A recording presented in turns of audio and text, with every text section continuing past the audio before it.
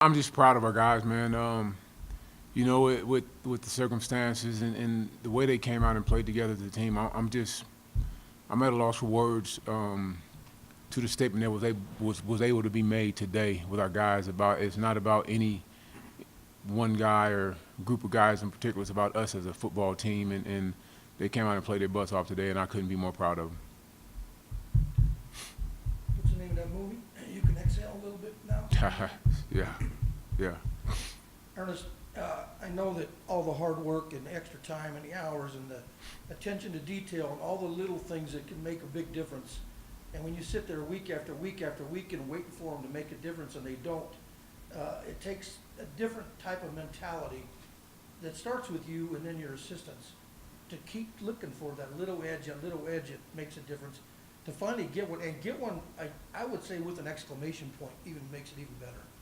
Yeah, I mean that's the thing about being a coach in general. I don't care what sport it is. You're dealing with 18 to 22-year-olds, and they're not always going to get it how you want them to get it. But you wouldn't be in the sport. You wouldn't be coaching a sport if you didn't realize that, and you're going to have your ups and your downs, and you just keep plugging ahead. And I know people get tired of hearing me say that, but that's all I know how to do is keep working at it, and you stick with your morals and your values, and eventually things will break for you, and you can come out on top, and you teach young people great lessons, and they'll go on and do great things in life because of the lessons they learn playing a sport, and that's what we aim to do. That's what we're trying to do. And yet, you had other guys step up. Dante Warren, 107 yards receiving.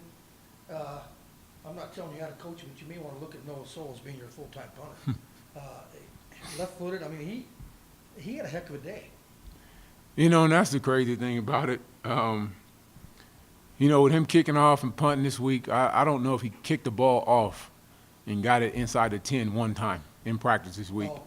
And then, so we were going to squib it every time. That's when we came out and we squibbed the first one. And then we said, yeah, let's let him see if we can kick it off, sky kick it deep, and he just started booting the heck out the ball. And that's what I'm talking about as far as guys just stepped up and made plays.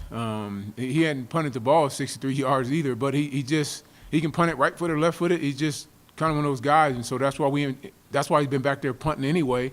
We put the two punters back there, and he just became the punter, so to speak, for this game because we didn't have a kicker. The kid did a great job, man. He stepped up when we needed him, and like I said, we didn't have a kicker. We tried to get him to kick field goals too, but he almost kicked my quarterback's hands off, so we didn't do that. But he stepped up. I'm proud of that young man because he stepped up big in a big time way. Well, and early on, all the two-point conversion attempts, I kept thinking this is going to bite him in the butt later on. It could bite him in the butt later on. And it turned out it didn't because you got, some scores. But even then, going for two is not a horrible thing if you don't have a – I mean, you got enough guys that can make a play from 3 yards out. Yeah. But it's got to be, then the timing has got to be – because you don't have that much time to get it there. I don't know, would you get one, two maybe of those that worked? Was that the plan all along because you didn't have Root and Combs? Yeah, I mean, like I said, we didn't have a kicker. And so, when you make a decision like that, you got to live with the decision. You can't say, oh, we don't have a kicker, so we can't suspend this guy. When you make a decision, you got to make it, and you deal with the outcomes. And we were just blessed enough to put the ball in the end zone and go for two, get it, and then you get a safety because of a fumble, and it evens everything out. And like I said, when you make the decision, you got to live with the outcome, and you go from there. And that's the great thing about this W, was we were able to make that decision, and our players see now that it's not about an individual. It's about us as a group, as a team, as a family. Willie Fairman stepped up and made some big plays, and that's a guy you slipped in there little by little over the season and know what his potential is. And today, when he was in there during big plays when he probably wouldn't be normally, he answered the bell pretty well also. Willie's been doing pretty big things for us the last few weeks now. Willie's been starting for us at the Z for the last 2-3 weeks now. He had 100 yards last week, in the game. And so Willie's a kid, man, that he wasn't having the greatest success on the defense side of the ball, and he kept bugging me, Coach, just let me go play offense, let me get my hands on the ball. And to be quite honest with you, I didn't know if he was going to be able to make the transition because of the sheer volume that he has to learn to play in our offense. But to his credit, the kid he lived in Coach Armour's office this spring and this summer, and he got it, and he's able to make some plays for us, man. And I'm extremely excited for that young man. Dante Warren, you just got to put a little bit of a leash on him. I mean, he's wild, but I'll tell you what, he can make plays. You know, Keaton Mott is knucklehead number 1, and Dante Warren's knucklehead number 2. Who is And Keaton Mott's number 1? and you need players like that in your program, and you just have to.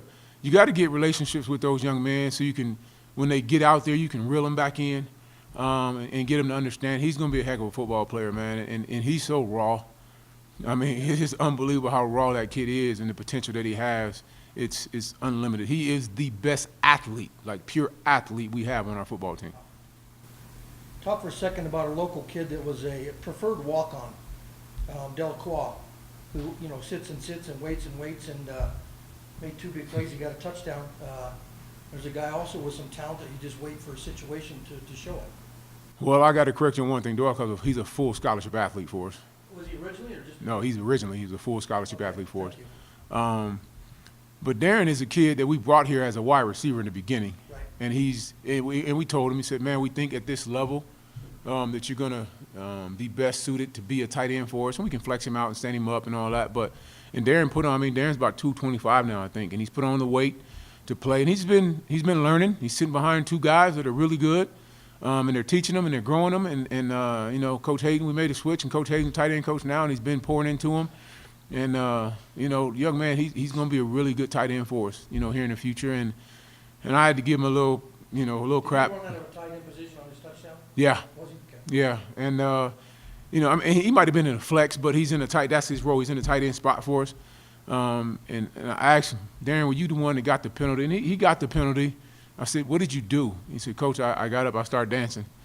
I said, well, that was your first college touchdown. He said, yes, Coach. And I said, all right, I'll take it. You know, and I'm excited for the young man. And for it to be a local kid, City of Greeley, you know, come here and making plays for us. We haven't had one like that since Miller that was making plays for us. And so he's got a bright, bright future, and I'm excited for him. So you move on now and go back to normal. It's like, you know, when you ground your kid for a week and you still love them.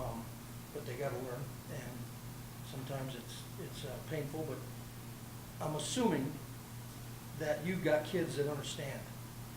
The guys did a great job this week, man. There were some guys pouting, you know, because of this, because of that. But I talk to our guys just like I do my girls. Yeah. Because they are mine. The parents give them to me, they are mine. And what I told those guys was, I'd rather your parents call me or me give them a call saying that you're suspended for a game any day than I would rather call them to tell your son no longer exists because he broke a rule.